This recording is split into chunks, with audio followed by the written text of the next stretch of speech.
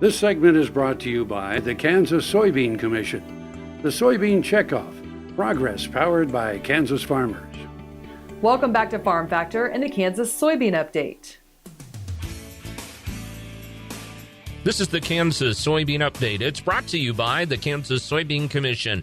The Soybean Checkoff, progress powered by Kansas farmers. Kim Baldwin, who is a producer from McPherson, Kansas, also serves as a volunteer for Common Ground Kansas. Kim, for those who may not be familiar with Common Ground Kansas, what are they all about? Well, Greg, it's a group of women involved in agriculture from around the state, and we're actually part of a larger network where there's women from across the country, and we have conversations with consumers about food and farming. We really want to visit with consumers to help them make their decisions based on facts as opposed to fear. So we're just available to answer questions to anybody, really, who's interested in how food is produced. And more, that seems to be a very common conversation that is needed, too. It is. You know, as moms who want to make sure that they're putting the right stuff in the bodies of their families, as millennials who are interested in what is on the labels of their foods, those conversations are becoming more and more prevalent.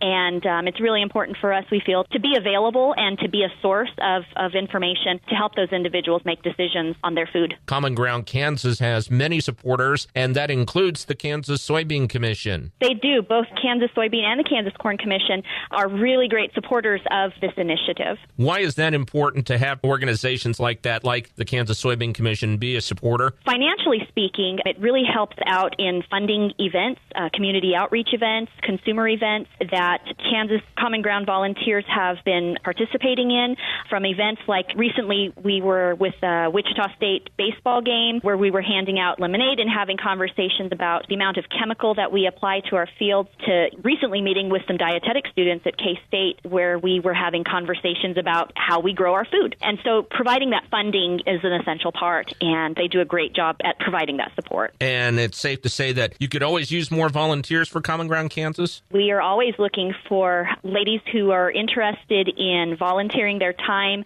and resources. They don't even have to have a huge social media presence, but that's a lot of our volunteers do have a social media presence. But yes, we're always looking for individuals who are willing and able to share their stories about how they produce food on their farms and ranches here in Kansas. And they can go to the website as well. They can. We have our website, which is findourcommonground.com. We're also on Facebook at Common Ground Kansas, or you can find the national one on Facebook, Common Ground Now. That's Kim Baldwin, a producer from McPherson, Kansas, and a volunteer with Common Ground Kansas. She joins us on the Kansas Soybean Update. It's brought to you by the Kansas Soybean Commission. The Soybean Checkoff, progress powered by Kansas farmers. Learn more at kansassoybeans.org. For Kansas Soybeans, I'm Greg Akagi.